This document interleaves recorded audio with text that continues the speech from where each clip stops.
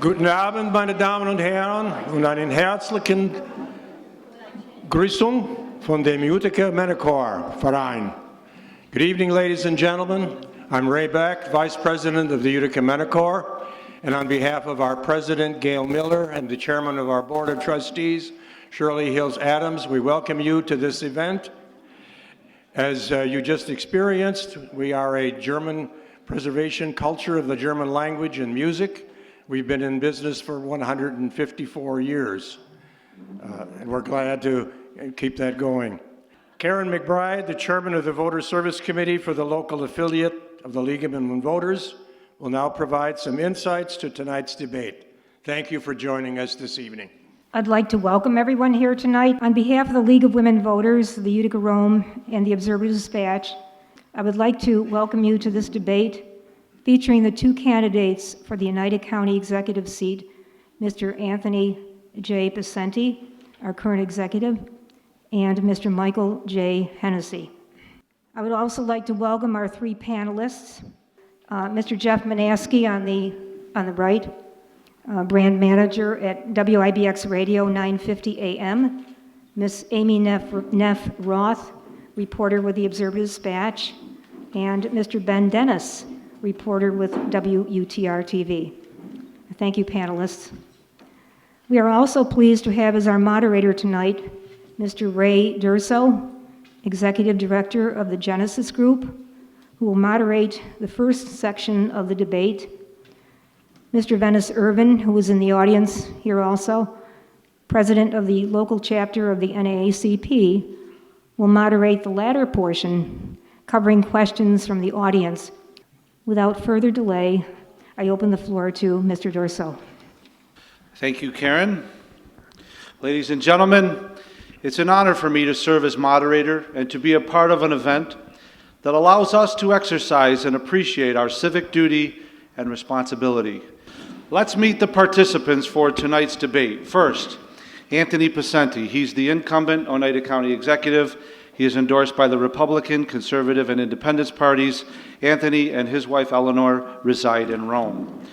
The challenger, Michael Hennessy, is a stockbroker and financial consultant. He is endorsed by the Democratic and Libertarian parties in SAM, Serve America movement. Michael and his wife Ann reside in Sherrill.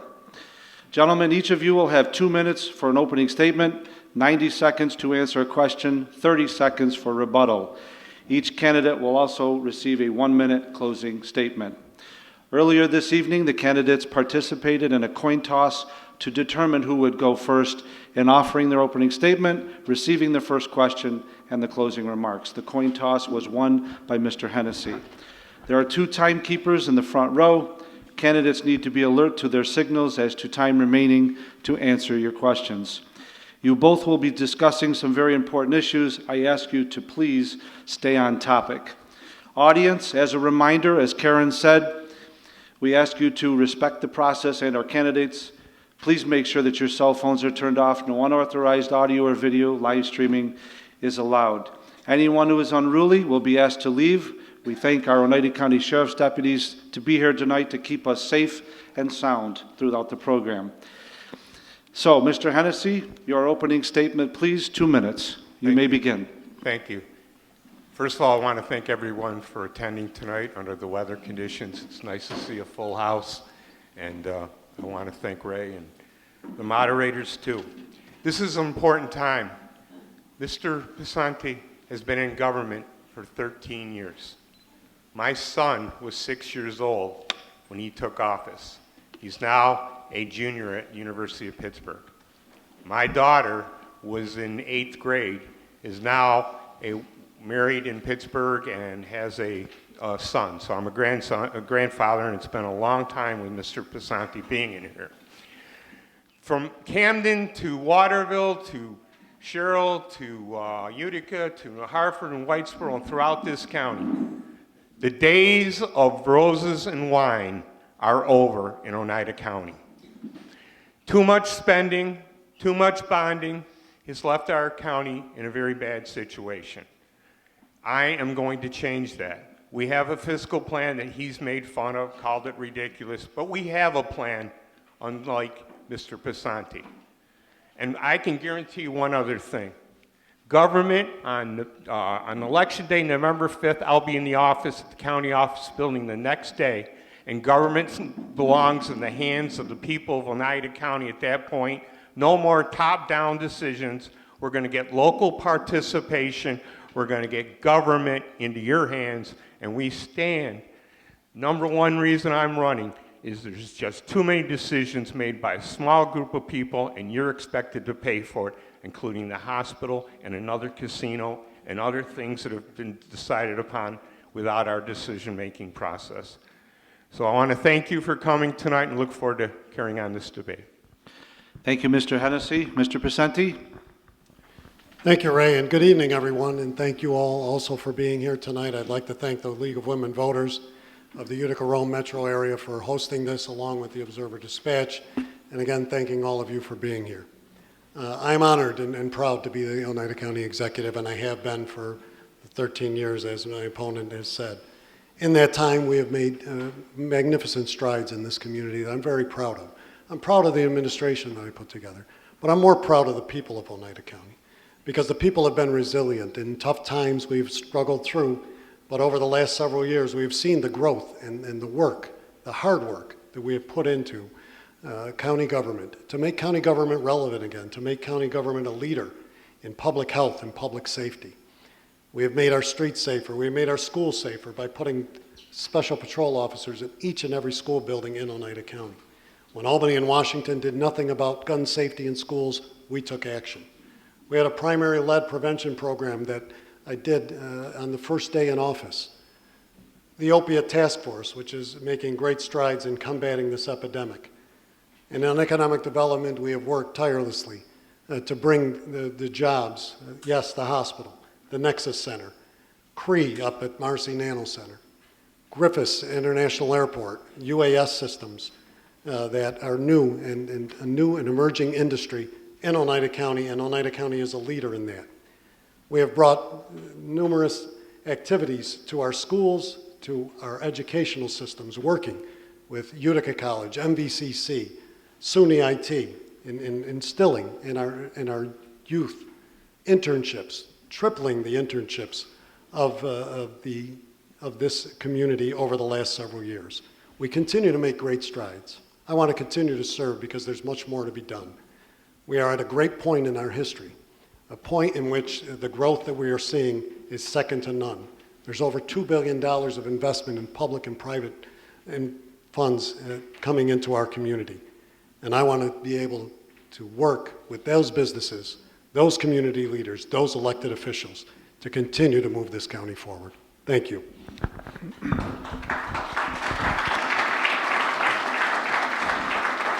Thank you, gentlemen. Our first question will come from Amy Roth from the Observer Dispatch, and the first question will go to Mr. Hennessy. 90 seconds to answer. Amy? Good evening. Good evening. The county's proposed 2020 budget calls for nearly $440 million in spending. What should be the county's priorities in allocating discretionary spending? And are there areas in which spending could or should be cut?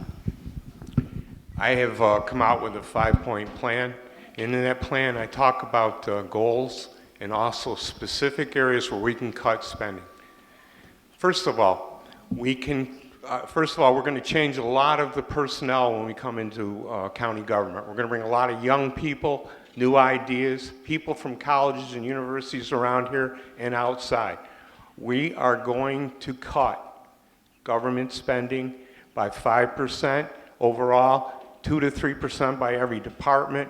We're going to take some of the Oneida Nation money that goes right into the budget. We're going to take half of it out to use for special projects. We have to help our rural fire departments that have been destroyed over the last 10 years. Many of them are some are trying to close because they can't afford it. They run on chicken dinners and breakfasts in the morning, and now they want to double up their communications cost that they can't afford. If you think the cost of fire departments is high now, wait till you see it when the volunteers no longer can serve the public. Second of all, I'm going to take $2.5 million to $3 million and put back into the area where the county is impacted by the Oneida Nations. If you look at all the other state agreements, up to 80 to 90% of the money that comes out of that casino in that area, for example, Niagara Falls, 90% goes to the city of Niagara Falls. It doesn't go to the county. The county's not the impacted area. And this is the area, the impacted area, the lost taxes, the schools are having problems with taxes. We have to help that impacted area. And then $5 million of that money is going to go to helping the infrastructure of Oneida County. The city, Utica sidewalks are in terrible shape. The roads are terrible. We've got to redo it. Thank you. Mr. Picente? Well, Amy, thank you. That's a great question. You know, the county budget is a very complex document. It's 170 pages, and as you said, $439 million and change. The interesting thing is, in my time, the discretionary spending has stayed the same over the 13 years that I've been in office. It's at 11% because 90% of the county budget, approximately 90% of the county budget, is mandated by the state of New York or in federal programs. So it leaves us very little room on the discretionary side in which to deal with issues that are so important to this community. But I've managed that, I think, very well, and the spending that takes place on the discretionary side is really interesting because when you look at what's discretionary, it's about public safety, it's about our sheriff's office, it's about our 911 system, it's about the Office for the Aging and Continuing Care, it's about our youth bureau, it's about the libraries and the other quality of life aspects that we have in Oneida County. That discretionary spending is about $48 million of that budget, so it's very hard to find openings in there that when they are severely needed and necessary programs for our residents and that we have so little control over because of the almost 90% that is mandated by the state. So the issue of just, you know, just arbitrarily cutting things is very difficult because you really got to point to what programs are you going to reduce? What are you going to cut that's going to make that happen? What is going to, you know, be impacted? Is it the elderly? Is it veterans? Is it youth? Is it public safety and public health, which is a big part of that? So when you look at that budget, you really got to think about the people that are behind the numbers and not look at just, you know, just willfully cutting amounts without having a good, solid financial plan, which I've had in place since 2007, which my opponent voted for when he was in office. Mr. Hennessy, 30-second rebuttal. Anybody that thinks that the state mandates 90% of our cost is dead wrong. All you got to do is look at this budget. When you add up public safety, public works, it's well less than the money that is mandated by the state. There's plenty of room to cut spending. He's got 200 positions that are vacant but filled as far as money. That's always been used by this county executive so that if he runs short in one other department, this department, he can pull money and transfer that money over from another area. He's done that for too long. We've got to have transparency in government and have real budgets, and we're going to do that. Mr. Picente, final rebuttal, 30 seconds. You know, it's easy to throw out different facts that just don't exist. The fact is that in all of my budget years, we've never had a deficit. We have run surpluses and all of that. It's because of sound budgeting and sound fiscal management. It's because 3 credit rating agencies repeatedly have cited us as being a financially sound and fiscally properly run government with 3 credit rate upgradings in the last 10 years in which there were not any in the previous 7 before I took office. So the fiscal record is strong. Thank you. Thank you. Our next question is from Ben Dennis from WUTR TV. Ben, your first question will be to Mr. Picente. Gentlemen, again, thank you for being here. Thank you. County residents bemoan high property taxes. As county executive, what can you do to bring them down or to ensure that they do not increase? Well, Ben, in this budget, this recent budget that I submitted to the Board of Legislators for approval, it has carried with it the 7th consecutive year in which the property tax levy has not been raised. That is due to the sound fiscal management that I speak of. It's due to the financially balanced budgets that we put together year after year. It has also been a factor in dealing with various state mandates, despite what Mr. Hennessy says, he can look at the budget, he's got it right in front of him next to me. It does really outline those mandated programs that are, if it's not 90%, it's 88.5, but who's counting? The issue of property taxes, I mean, Oneida County is at the lowest in the 50 percentile, 50 out of 52 counties, 57 counties, excuse me. We remain 51 in per capita property taxes. That means we are one of the lowest areas. I realize how property taxes impact it. Specifically, they impact the farmers in our community. We have over 200 farms, and agriculture being the #1 industry, which is why we, another impacted area that looks at property taxes. I've kept them down for 7 years in a row. I intend to keep doing that and balancing this budget the proper way. Thank you, Mr. Picente. Mr. Hennessy? Well, that's not that difficult when you have the highest sales tax in upstate New York. In fact, the sales tax revenues are they're generating more revenue from sales taxes than we do property taxes now under Mr. Picente. Furthermore, you have to look at other counties around here that are getting and doing their business at much lower tax rates. Madison County, 8% sales tax. Onondaga County, 8.5% sales tax, and has cut property taxes 8 years in a row. It's just not good enough when you're getting $20 million a year from the Indians to say you've held the line on taxes. These people out here work very hard, and they're trying to live here in Oneida County and continue to make a living and raise their children, and they have to have a better tax situation. They'll get it with Mike Hennessy. Thank you. Mr. Picente, 30-second rebuttal. So the issue of sales tax has been with us for a number of years. We have struck a balance in that, and as I mentioned, in terms of agriculture and other aspects, one of the things about sales tax is it's paid by everyone. You can't balance the entire county budget on the backs of property taxpayers. I have not done that over the years I've been in office. Sales tax is a tax in which everyone pays, and when you break down the numbers of sales tax, which continues to benefit towns, villages, and cities. It also is paid for by approximately 30% of the tourism activity that takes place in Oneida County, and those are people from outside the area. So when you look at the balance, and sales tax has always run higher than the property tax in this county over the years, even with 8%. Mr. Hennessy, final rebuttal. Well, again, sales taxes is taken over for your property tax, and the fact that he's getting $20 million, it's a gift. And we don't have any money on the side for rainy days. It's a gift.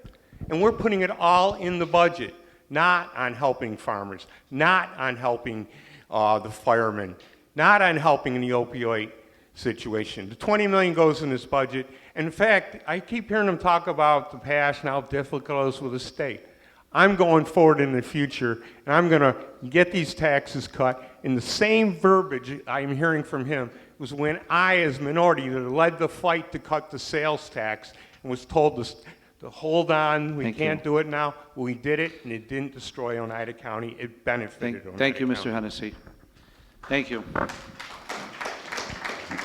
Our next question is from Jeff Manaski from WIBX 950 Radio.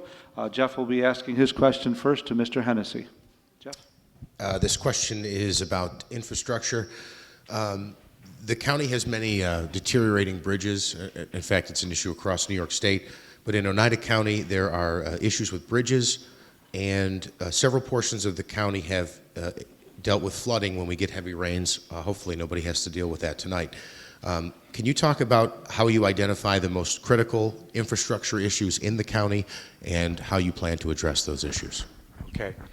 Working with the DOT and the Department of Public Works in Oneida County, we'll find out the areas that need to be improved right away. We'll put priorities in that, and we'll get the job done. I am committed to putting towards $2.5 million a year into infrastructure improvements that can be used throughout the county. We often forget for Uticans and Romans that you too pay county taxes, and we need to support the entire county. The sidewalks are absolutely terrible. Jeff. It's a joke in Utica, New York. I bring it up and somebody will tell me a story how they fell and broke their hip or shoulder. I think they're the number one cause for the busyness at St. Luke's Hospital. Okay. Mr. Picente? Well, my record on infrastructure, Jeff, is pretty significant. Clearly, we have spent more money over the last several years on roads and bridges. We have over 600 miles of county road in this county. I put $6.2 million, one of the largest amounts in the budget this year for county roads. That's putting the money back into where it belongs, into the infrastructure of this county. I was the first, and I remind you, even before the state of New York, before any municipalities, to put a $12 million flood mitigation program. So when you talk about money going back into the residents of this community, I have done it. We have put money in flood mitigation, not just in fixing the creeks and streams and all of the infrastructure that goes along with it, but in the hands of people whose homes were destroyed. We set up a fund working with the Community Foundation and other partners. We have a record on infrastructure. It has been improved in my time and continues to do so. As far as sidewalks and other things in the city of Utica, Rome, we can't fix those. We're not allowed to go into the cities and fix roads and sidewalks. We don't do that. That's not a county function. Mr. Hennessy? 30-second rebuttal. I'm going to put $2.5 million in infrastructure in Oneida County, and we'll find ways to get it into the cities we have to. And we need to change the thinking here in Oneida County. He said earlier, wow, I got a great budget, we haven't raised property taxes. It's just not good enough. When you got the highest sales tax rate up here, over $100 million coming out of sales tax revenues, we're not getting anything for that. And then he talks about this CRE. You're going to have to wait 8 years for 600 jobs if it ever happens. We've seen this show before with AMS. Don't go for this. Mr. Picente, final rebuttal. Well, I mean, what we need is a positive and a forceful attitude in terms of this county to look at the positives that are taking place here. You want to talk about CRE, Mike? You can talk about it. It's real. It's happening. It's building, as are other aspects of this community, growing as we speak in our downtowns, in our towns and villages. And the money is going back. I'm not sure what you're not seeing. Flood mitigation money, $12 million. Road improvements, $6.2 million annually. More infrastructure repairs in our roads, bridges, and our structures than ever before. Thank you, gentlemen. Next round of questioning will be from Ben Dennis. Ben, your question is for Mr. Picente.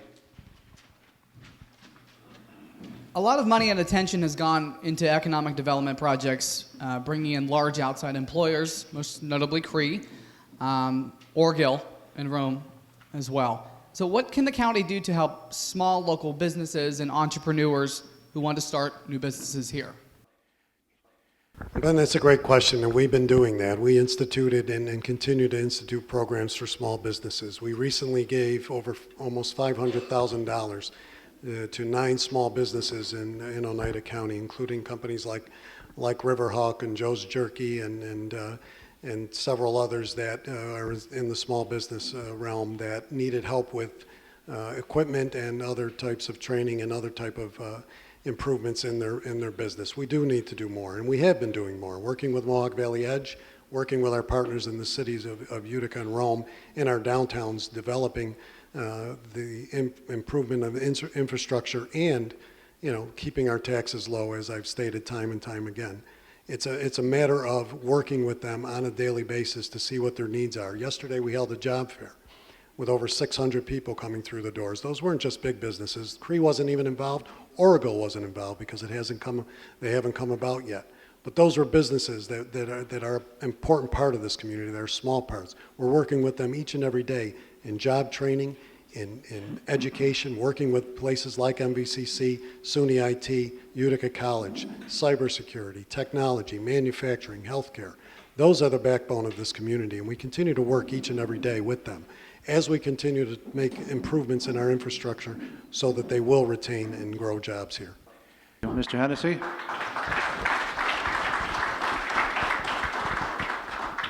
The U.S. Census paints a real clear picture. 17% of residents in Oneida County are below the poverty line. 17%. 1 out of 6 people walking on the streets of this county are on the poverty level. He claims all these great things are happening. My daughter tried to work here, and she's gone on to Pittsburgh and doing quite well, like many, many young people are. And it's sad to see. We educate them. We educate them, and then they go to college, and many of them don't come back. All this is a lot of fluff, all these name companies and things like that. He's not talking to you about the aviation up at the hangars, all those companies that fix planes. There were 3 of them when I left county government. There's none today. Those hangars are empty in many cases. 500 jobs. And who's paying the heat bills? You are. Taxpayers of Oneida County. I listened to him talk, and he's got a great story, but he has problems, and he blames the state. I can't do this, I can't do that.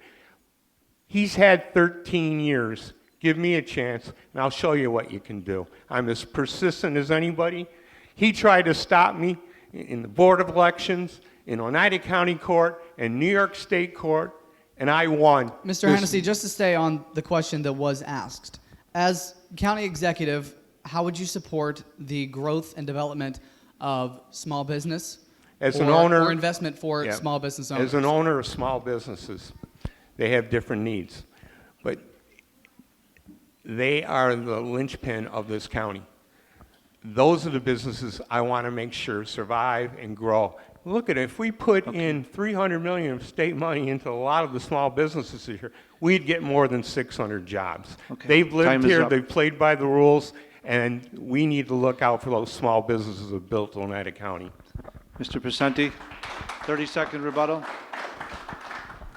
Well, again, we are working and each and every day with our institutions, our schools. I mentioned the internship program before.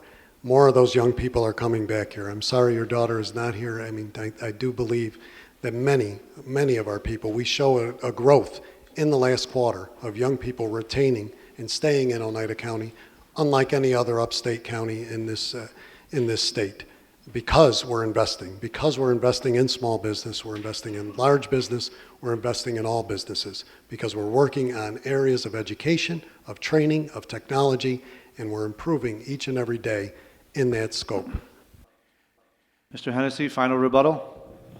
Well, I just keep hearing him talking about what he's going to do for us now. It's been 13 years of this. Promises, promises, and promises that weren't kept. We've got to wake up to that. I'm a business owner, private sector business, all my life. Even when I was a county legislator, I worked in the business community. As a city commissioner, I worked in the business community.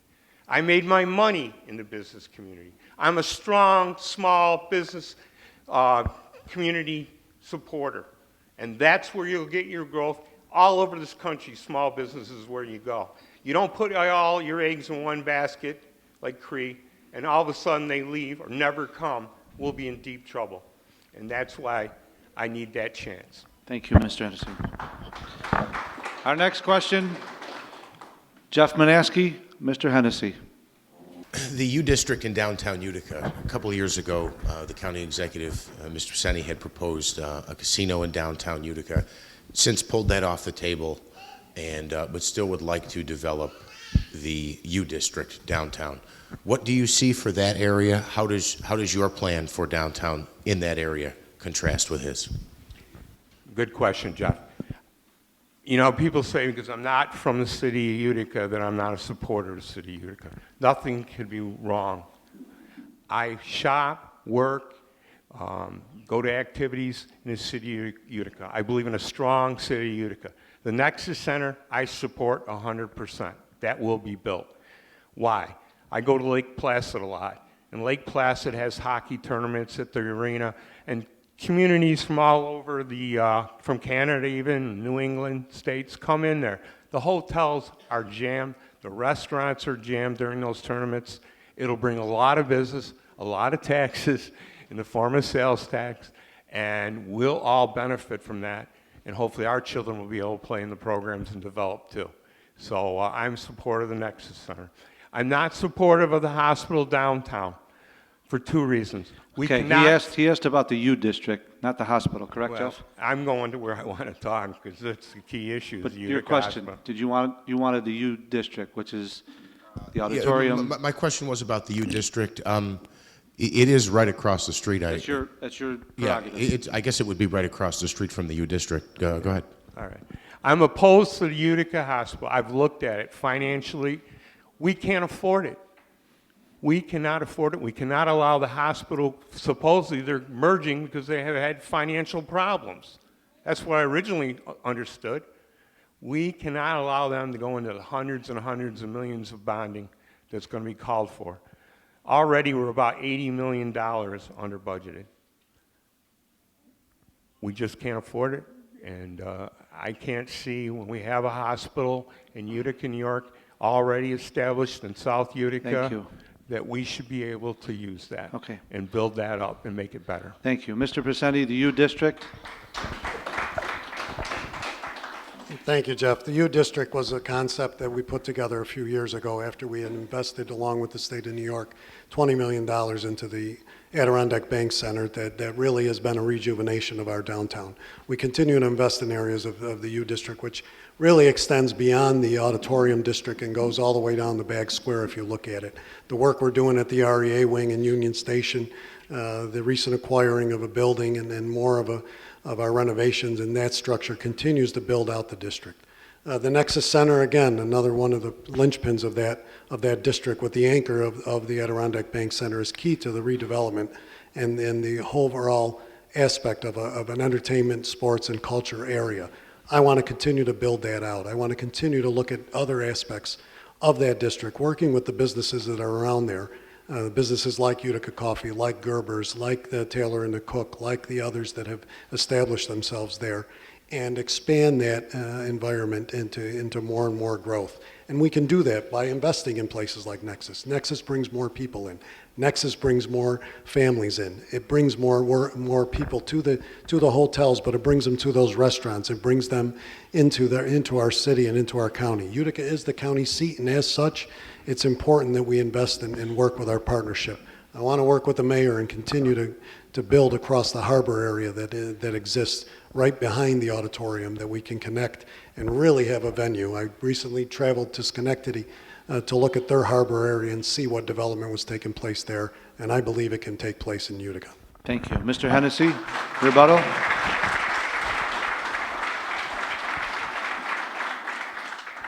Sounds great. Promises, promises, promise, and more promises.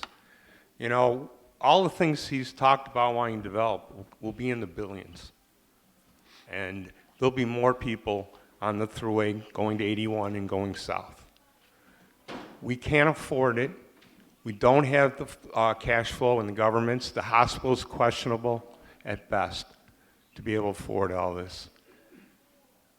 It's just not realistic. We have to do one thing at a time. We have to do it well, and we have to make sure it's on solid ground before we bring in another project.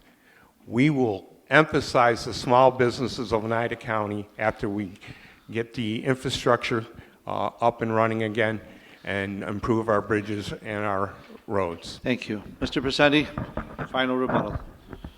You know, the issue of not being able to do that in Oneida County, in Utica, in Rome, in Westmoreland, in Camden, in Waterville, in Boonville, has permeated too long in this community. Over the last 5 years, we've seen growth because people believe in what we have here. People are investing here from the outside. People are working with us to make this a better place.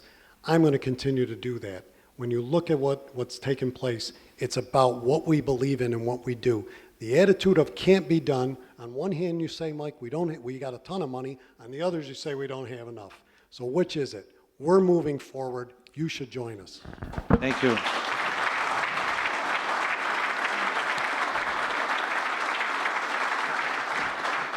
Thank you. Our next question comes from Amy for Mr. Picente. There's been widespread interest from school districts and municipalities in receiving some of the Oneida Indian Nation gaming revenues. Is the existing division agreement fair, and should it be revised? Amy, the existing agreement that we looked at over the first few years was a very fair agreement, and in instances of a couple towns in which we were still getting sued and lawsuits still permeated or still were persisted, prevented us from providing assistance to them. We have since restructured those agreements, and each of the towns and villages that are receiving them have signed a 5-year agreement into taking that money. In addition, that money has been used for public safety, public health aspects, quality of life, and other aspects of public needs that we have put throughout this county.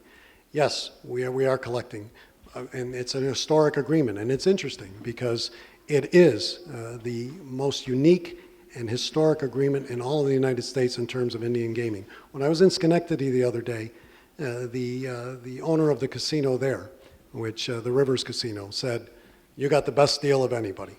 And the county has received that. And the county of Oneida was in those courts. If it was up to my opponent, we'd still be in the courts, because that was his call when he was on the Board of Legislators. We would still be there. Yes, we're up to $20 million. We're investing it in our schools, we're investing it in our infrastructure, we're investing it in public safety, and we're investing it in those towns and villages. Thank you. Mr. Hennessy. Mr. Hennessy. What he means by that is he's putting the $20 million he gets into the budget. There's no rainy day money put aside. There's none of that. It's gone into his budget. Keeps talking about how he's held the property taxes down. What other county executive has that advantage to get $20 million? Not Onondaga County, where they've had 8 property tax cuts, according to the county executive of Onondaga County. It's right in his ad. You know, I live out there, and I wasn't hostile. I played sports. I had friends that were Indians. It wasn't anything about the Indians. It was the way it was done. The way it was done. The first deal that he wants to talk about, and this is why I'm afraid of his business acumen, is he wanted to have a 10-year payment, and then we were done. No more money from the Oneidas. I was the first to oppose it, and at the end, everybody but one Republican came and sided with me. That's good government. That's saying, Mr. Picente, you're dead wrong. We got future generations we have to work out. All these plans and money we're going to spend. I don't know, Tony. Tell me, what did I say where we had a lot of money in this debate, Tony? Mr. Picente. First of all, Mike, I'd like to correct you. You know, we've known each other a long time. My name is Picente. There are Picentes out there, and I don't want them offended by your saying it. So it's Picente. You know how to say it. No, you say it Picente. Okay. No, my father said it that way, and I would appreciate if you did the same. Secondly, let's talk about this one more time. If it was up to him, yes, I had a failure. You know what? In life, in business, in government, sometimes you fail. But you pick yourself up and you do it over again, and we did it right the next time. And he was opposed to that deal as well, yet he talks about having it today. We are doing well. We are providing assistance where it belongs, and we are using that revenue to move this county forward. Mr. Hennessy, final rebuttal. 30 seconds. I'll call you Tony. You know, it's the same thing. $20 million goes in the general budget. Did you know that he got a $20,000 raise last year? Small little committee, local politicians in the committee, friends. He got $20,000 pay. You know what the average pay in a joint household with 2 spouses working, maybe somebody working 2 jobs like many people are doing in this county? It's $51,000. He got $20,000 one year. Now he always gets a 3% increase. When we had that terrible recession, as minority, I asked to freeze the 3% in 1 year while he was laying off people. No, we can't do that. We got a $40,000 new bathroom in the county executive's office. Okay. Furniture, after 13 years, people forget where they came from. Okay. Our next question will come from Jeff Manaski to Mr. Hennessy first. All right, let's talk about the airport in Rome, Griffiths International Airport. You actually mentioned aviation programs up there earlier. I know there's a lot of drone activity that goes on in testing up there currently. What do you see as the future for the airport in Rome? I hope to turn it into a real technology park over time. When you have a school district there, hotels, doctors, it sends the wrong message to people who are in the technology businesses, who come from California, possibly looking to move their business. They want a tech park. They don't want all this other stuff just to try to make it look busy. So I'm going to work on that. Number two, you know, we've lost more jobs up at the airport in the last few years than we've gained in all these other jobs who haven't come into the area yet, are not official, according to one of them. Cargill, he said, is not official. I don't know what that means.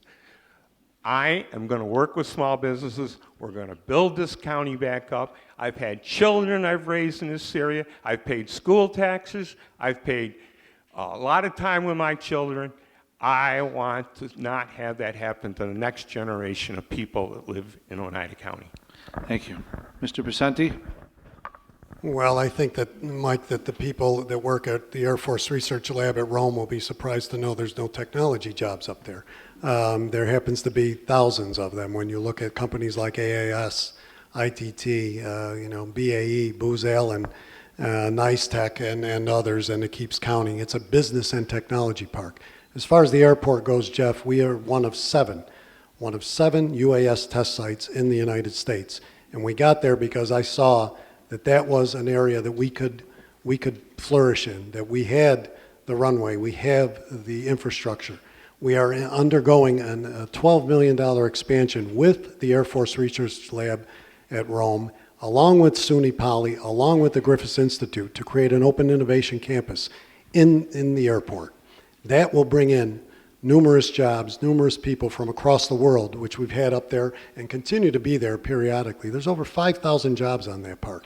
That park is growing. The airport is one of the best general aviation airports in New York State and will continue to flourish in that regard. It continues to have numerous general aviation planes coming in that we house there, over 50, 60 planes and more activity each and every day. We've sold more fuel at that airport over the last 10 years than in the previous 30 years. Thank you. Mr. Hennessy, your rebuttal. Well, I find it interesting that there'll be a big announcement in Syracuse very shortly, in the town of Clay. There's one being announced in the southeast of Albany. 1,000 jobs are coming. And it won't take 6 to 8 years to come. It won't take, the jobs will be paying in 2 years. And it's Amazon, probably. They haven't announced it because they're working with the community, unlike our decision-making process. They've had a town hall meeting in Liverpool High School. It was held at just 2 weeks ago. And the community's behind the project. And they're going to get those jobs. Why aren't we getting those jobs with this such a great airport that we as taxpayers are pouring lots of money into? And the only person up there that's made money up there is Mr. Picente and his campaign contributions. Thank you. With the, Mr. Picente, your final rebuttal. Griffiths International Airport continues to grow each and every day. UAS is emerging technology. There are several companies that are up there as we speak. They continue to work with the Air Force, with our first responders, with people throughout this community in making us safe. Drone activity is going to be the next new technology, and it's happening right here. We continue to grow the park and continue to grow all the aspects around it. Thank you. Our next question will be from Amy Roth. Mr. Picente, you take the first question. Amy? Agriculture has long been a major part of the county's economy, with dairy farming making up its largest sector.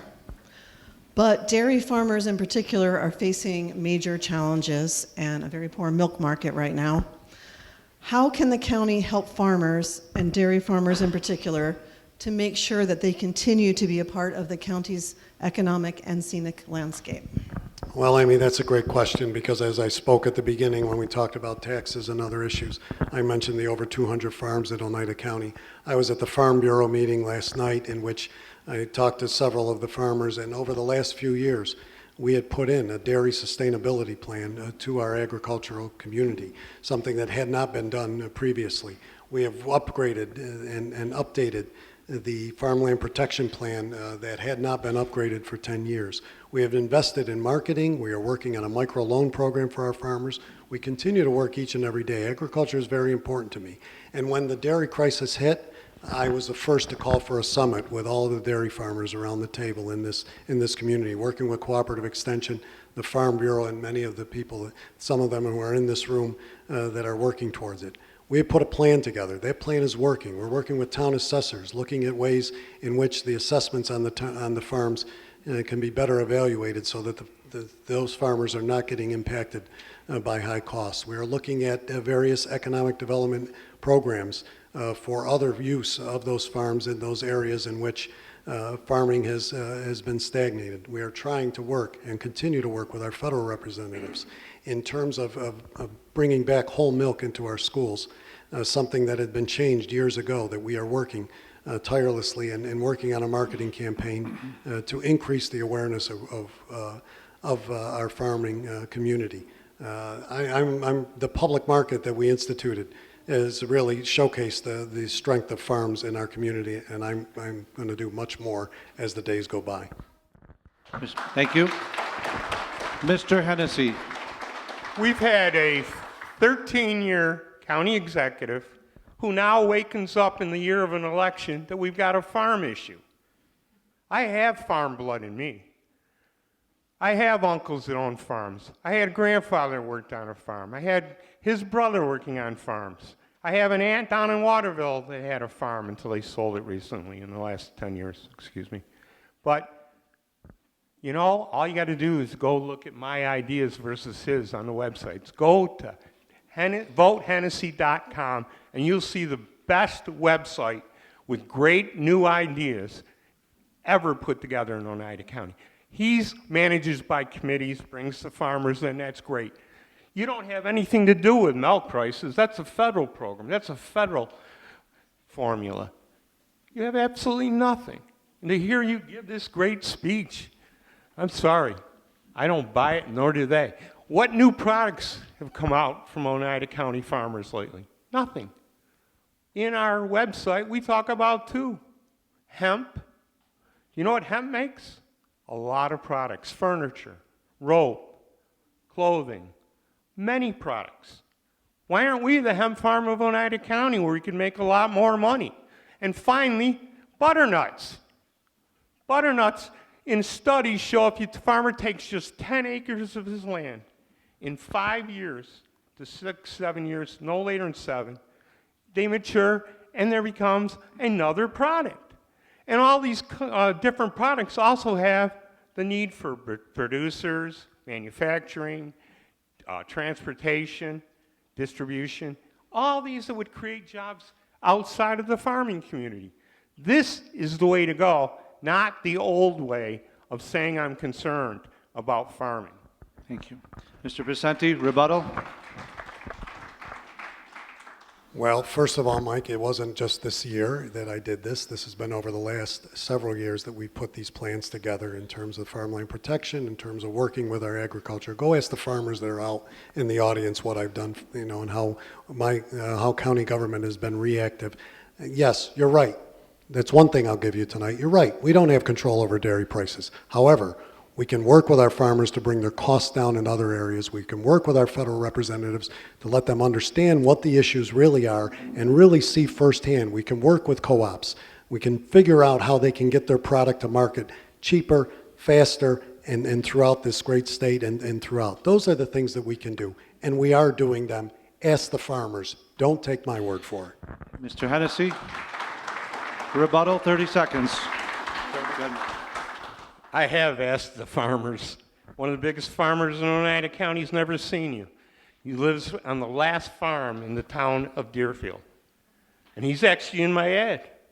He knows my concerns about farming because we talk about it every time we get together. You know, the number one occupation where suicides are occurring is farming. We got to change that. We got to give them hope. That's about my campaign, turning all this hope that's in this room into reality, and it's time we do it. Thank you. Our next question will come from Ben Dennis, UTR. Ben, Mr. Hennessy first. Rural ambulance companies, not only locally but across the state, they've fallen on financial hardship. In some cases, it's impacting response times, picking up a patient, taking them to a hospital. Some have asked municipal governments for financial assistance.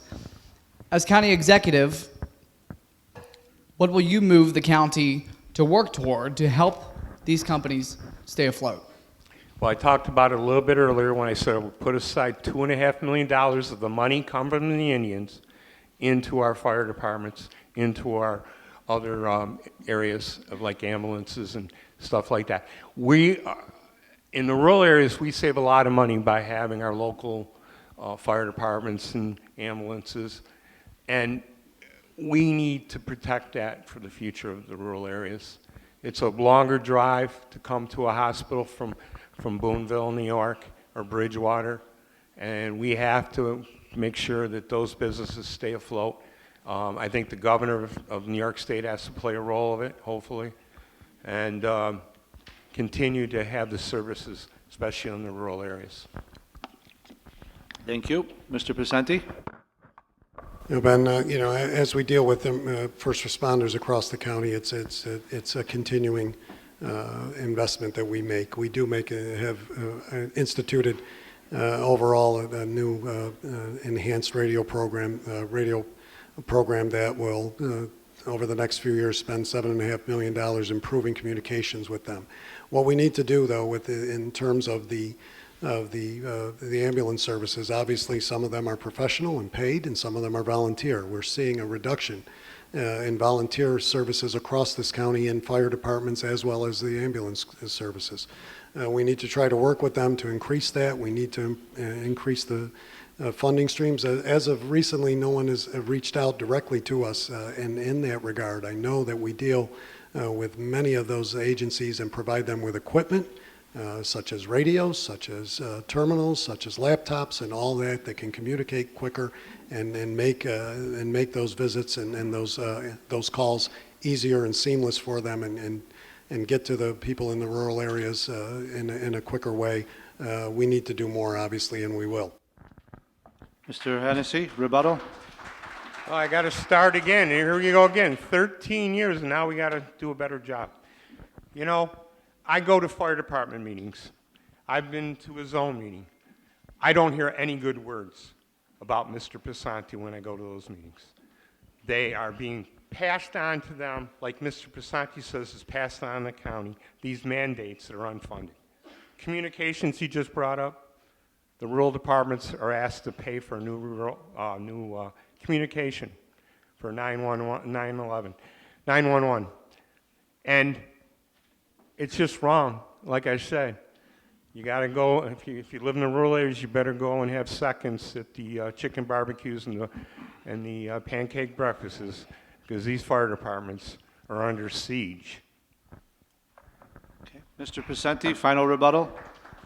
We've spent more money on first responders and in rural fire departments over the last 10 years than anything. I didn't realize that I was responsible for every single thing, that, Mike, that you point to in terms of this. I mean, we have been dealing with an outdated radio system. We consolidated 911.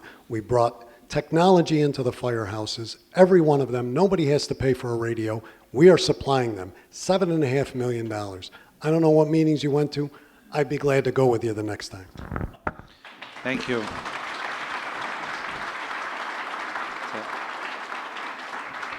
At this time, it is 7:58, and we are going to go into the next segment of closing statements, and then we'll be entertaining your questions. So again, by the coin toss, Mr. Hennessy, you can go first for your closing statement. 1 minute, please. I want to thank everyone again for coming out in this rainy night. and I've enjoyed this, but at the same time, I come back to the same things. 13 years of promises, promises, promises. If it's the technology company that was going to bring 2,500 jobs with 500 coming from general elected, that didn't happen. But it started early in his career. He wasn't the county executive. He was the regional director for the Governor Pataki. He was the economic guy here. A company called Mobile Climate Control. And that said the same thing. All the headlines and TV stories, Mobile Climate Control was going to change the world for Oneida County. I said it wasn't. I made the phone calls to the company. I knew it wouldn't last. I said it then. And I'm telling you, you have to research these products. You have to have a business background to make sure you're investing in the right areas. Mobile Climate Control left in 6 months, and you paid millions of dollars to move buy and move their equipment into the area. And then they left. Mr. Picente, your closing statement? First of all, Mike, I wasn't at Empire State Development with climate control. I didn't do that deal. I was with the Department of Labor as assistant commissioner. But anyway, thank you all for being here tonight. Obviously, you've seen a total difference in what each of us has presented. I'm for moving this county forward. We have been doing that. We have been moving it forward each and every day. We work hard. We have a great administration. We have a track record in terms of public safety, public health, infrastructure, in economic development. Everything that we have been doing continues to move this county forward. We have great optimism out there. There's optimism in this community like we've never seen before. And I want to continue that because you know what? We're bringing more of our young people back. We're investing in our downtowns. We're investing in our cities and towns and villages. People are looking at Oneida County with over $2 billion of investment on the public and private side. It's not all public investment, despite what is said. It's not great promises. It's progress. It's work. It's hard work, and we're doing it each and every day. Thank you, and God bless you. Thank you.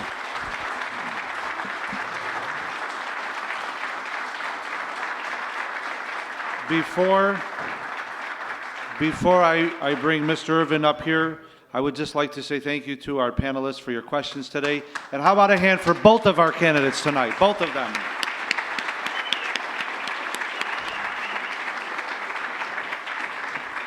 Now for your questions, Mr. Venice Irvin, please join me at the podium. Venice. Good evening, candidates. Let's get right to the questions from the audience. This is from Felicia. Doesn't say where she's from, but what is your stance on supporting the arts in Oneida County, and how would you go about doing it? Then we could start with Mr. Hennessy. I'm sorry, Tony. I'm sorry. I don't want to argue with you. My support for the arts. I'm a firm believer that we have to be careful, and we've got a major cottage of nonprofit and profit organizations that are receiving money from the county. And as I said before, I'm really concerned about the taxpayers. I donate through the private sector. I mail my checks into the Sherrill Community Chest and other places to donate to the programs that I want to support.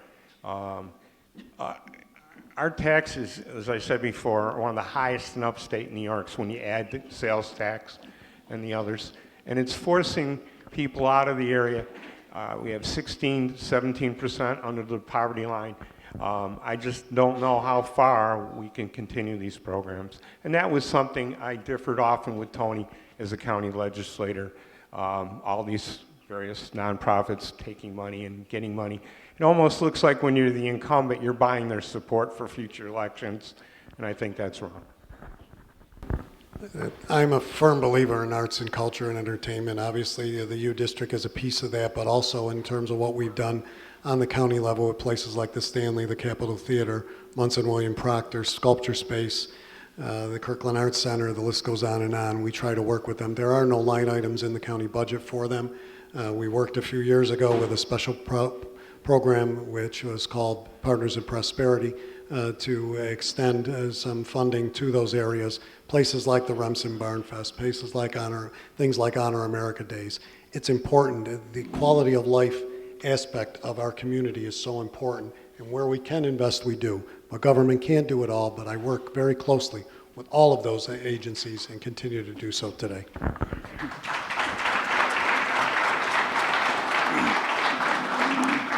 This question, it says it's for both candidates. What is your physical health like? I have neuropathy in my legs, but every day I get up, I go to work, spend 50 to 60 hours working and campaigning, and while my leg moves slower than I'd like, I keep on moving.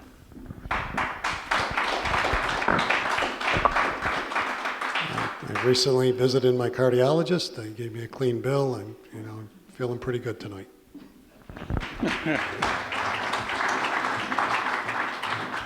All right, this is from Richard Davis. He lives in Rome. How were you able to increase the budget? Able to increase the budget but not raise taxes for this year? And that's for Mr. Picente.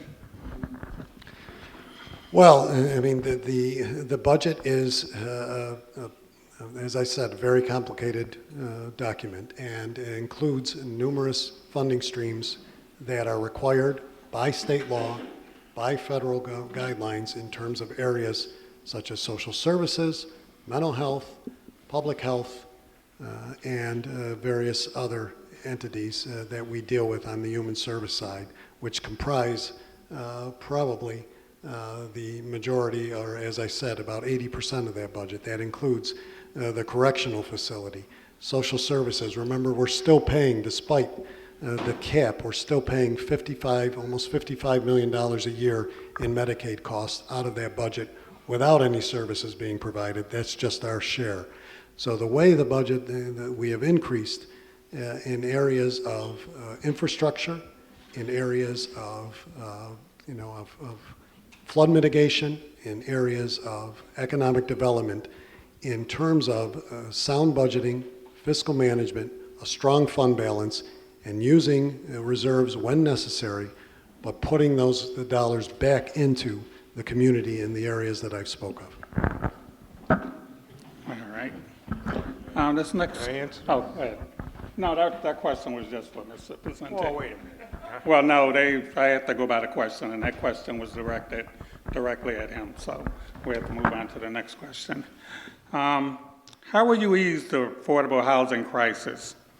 There is only a minimum amount of housing stock for low-income income residents in the county, and that's for both of you.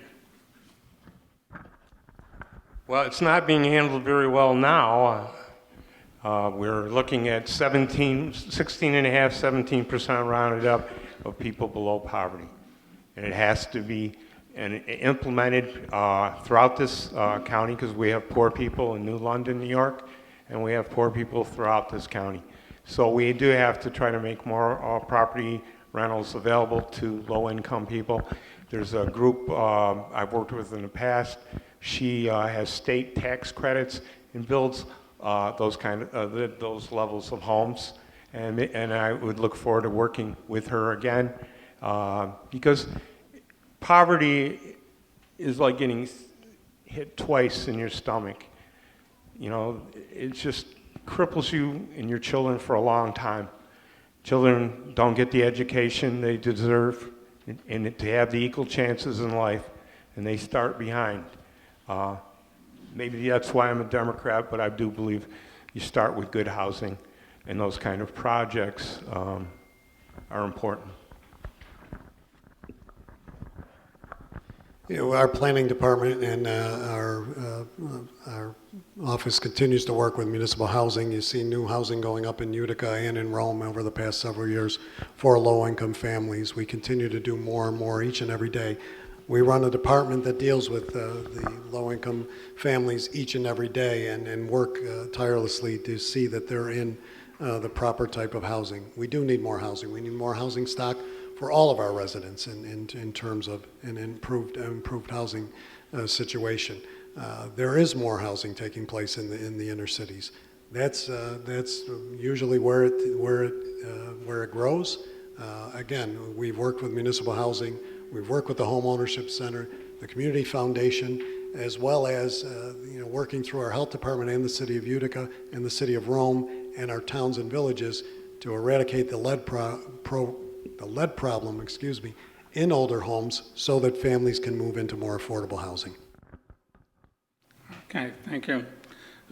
This question comes from Dominic Aiello. I apologize if I said it wrong, from Utica. And he asked the question, could the county have done something to save hardened furniture? And that's for both of you. On this one, I feel that Oneida County did try to help harden furniture. See, Tony, I can give you credit when I think you've done something right. And they made the effort to keep the jobs, work with the owner, and hopefully, I've read articles that he may get the hardened furniture back, and hopefully be able to continue that tradition of one of the best furniture stores in not just this county, but in the state of New York. Well, thank you. And yeah, we did work very hard in trying to save a company that had such a storied history in Oneida County and was producing one of the finest furniture anywhere in the United States. The system had changed over the years.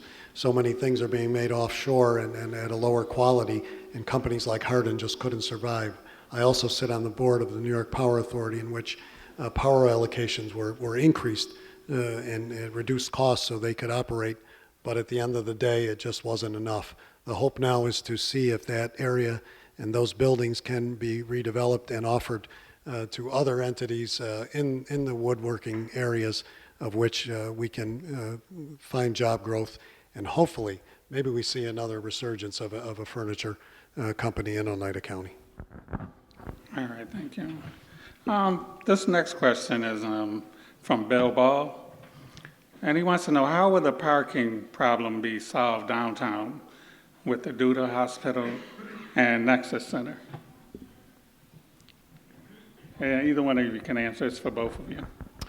Well, one of the things that is being done as we speak, we have looked at various parking situations in Utica. We increased the parking on the county footprint just over the last couple of years to get more of our employees' vehicles off the streets and onto our lots that we have expanded in county government, so that local businesses can have parking spots in front of their stores, banks, and other entities. As we look at the hospital, we are currently talking in discussions with the hospital as well as with the city of Utica in developing and building another parking facility in downtown that will accommodate both the hospital and public parking, as well as looking at areas around the auditorium and the U District for other surface lots that can be expanded for our parking situation.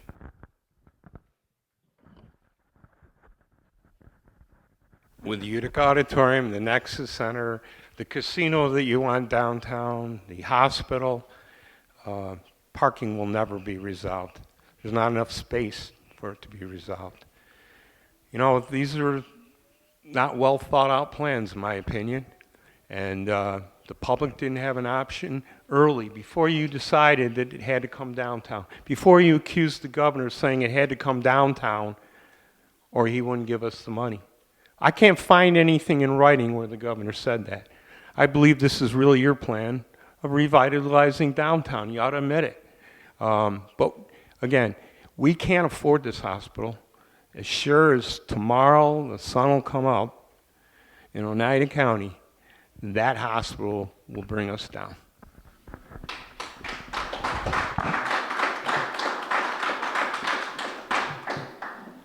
I think this question is directed at Mr. Picente, but Mr. Hennessy, if you want to answer it also, you can. Okay. This is from Mike, I think it's Bosak in Utica. Now that the downtown parking garage with its ancillary hospital is almost inevitable, what is the likelihood of the craft beer museum and downtown casino coming to fruition? Well, first of all, I think Mr. Banaski had said it too. I mean, when he asked the question before, there is no casino being built. You know, one of the interesting things in Utica and in Oneida County is the things that are being built, nobody believes, but the things that are not being built, everybody believes they are being built. There is no casino being built in downtown Utica. It was an idea, it was a concept, it was put forth, it was rejected. I can take rejection. I'm okay with it. We move on. We look at the next thing. The craft beer experience is another one that, first of all, we're building out the U District one piece at a time. The Nexus Center is the first piece of that. If there is an investor that we have, and we have talked to a few of them regarding a craft beer experience in the downtown area, we're seeing that happening all over. When I talked about it, people looked at it and said it couldn't happen, yet they built one in Seneca Falls with wine and beer. They built one in other parts of the state as well. It's a possibility. It's something that we'll take a look at, but it's one step at a time. Let's build Nexus and let's move on to the next project.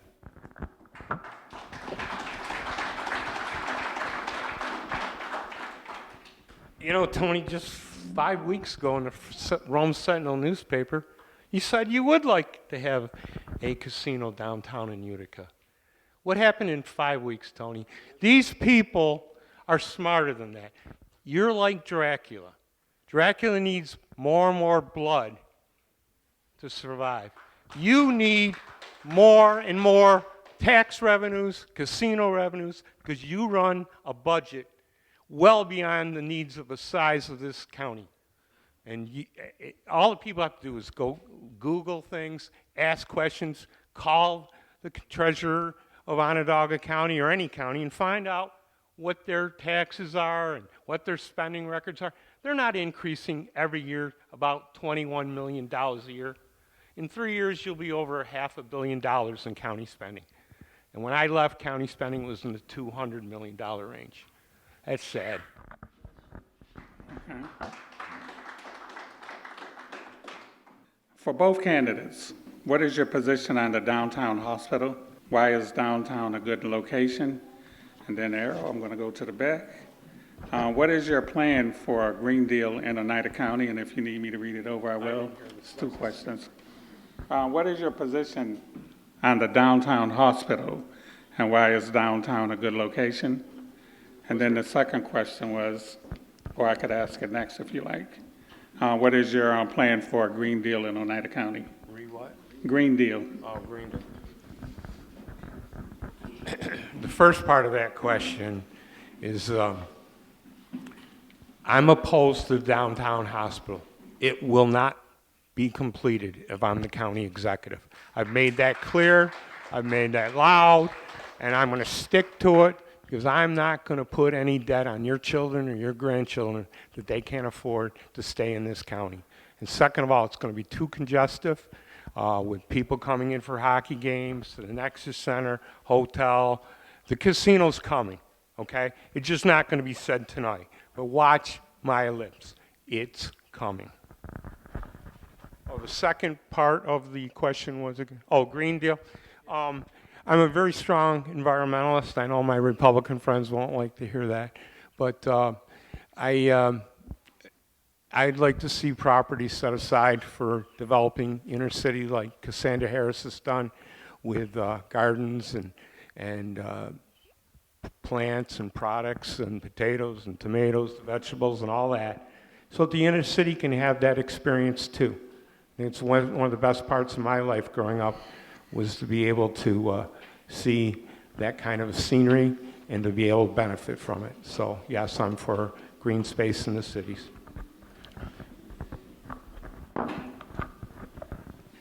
Well, it's no secret I have supported the downtown hospital, and I believe that healthcare is the most important issue facing us as we go forward in this community. And the need for a new state-of-the-art hospital that attracts new physicians, new techniques, that it can serve our residents better than the old facilities is very instrumental. Like, you give me too much credit for it being the one who put it downtown.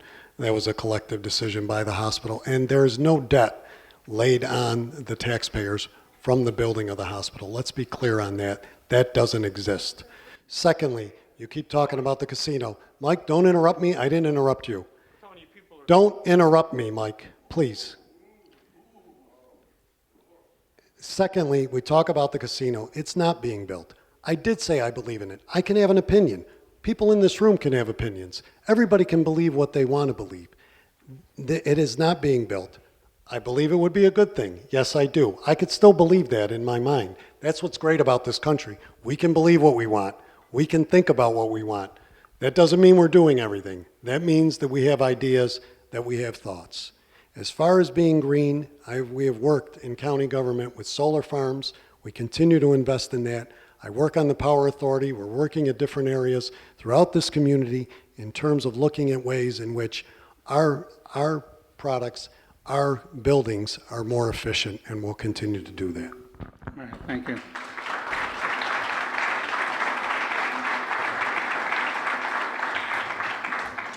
Okay, I have two more questions. The first one is, what are the savings on solar panel farms? Are they all operational? Then I'll ask the second question after that. Mr. Hennessy, you can go first. The large farms, I was not a county legislator on that, so I had really nothing to do with that.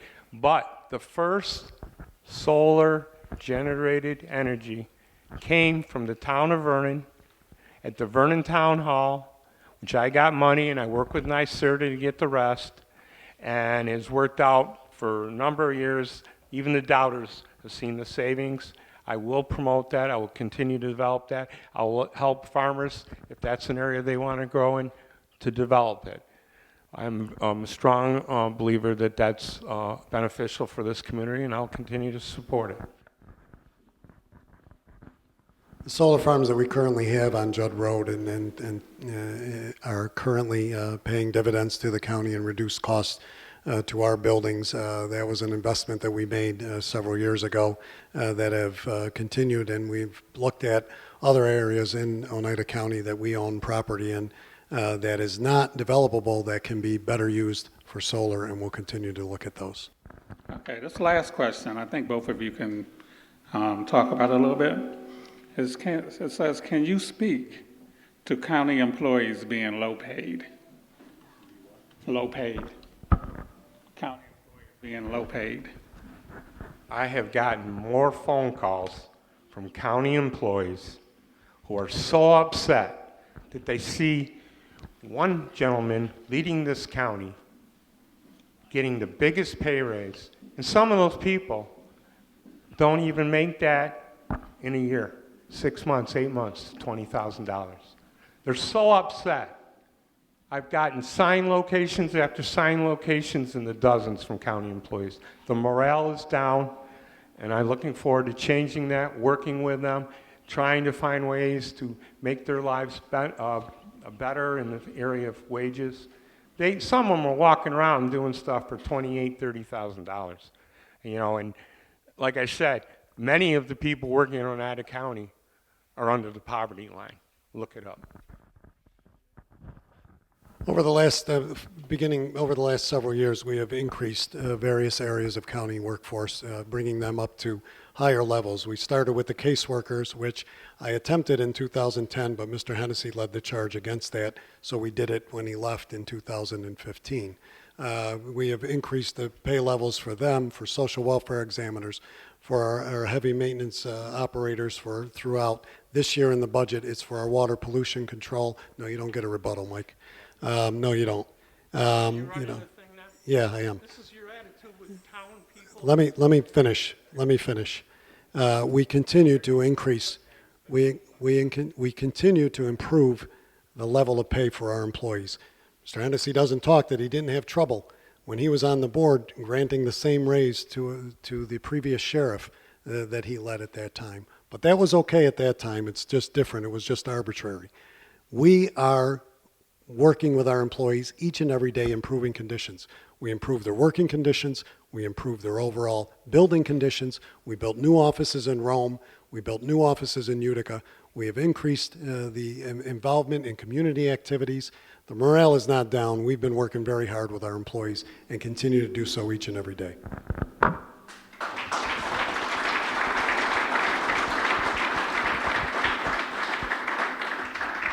Go to the back of the budget. Every employee in Oneida County's salary is right in there.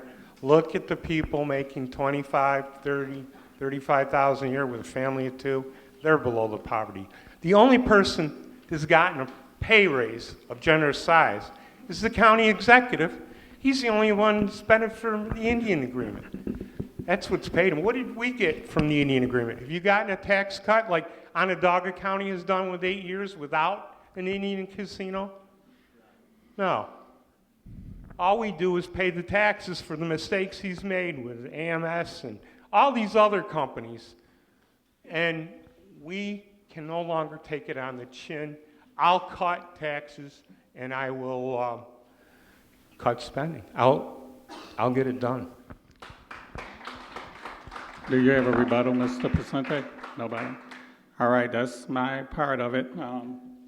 And thank you to everyone once again. On the back table, you might find some of these pamphlets. Early voting starts this Saturday, October 26th. Early voting, you have 9 days before Election Day to go and vote. So it's on the Board of Elections, Oneida County Board of Elections website. We'd like to thank everyone for coming. Have a good night.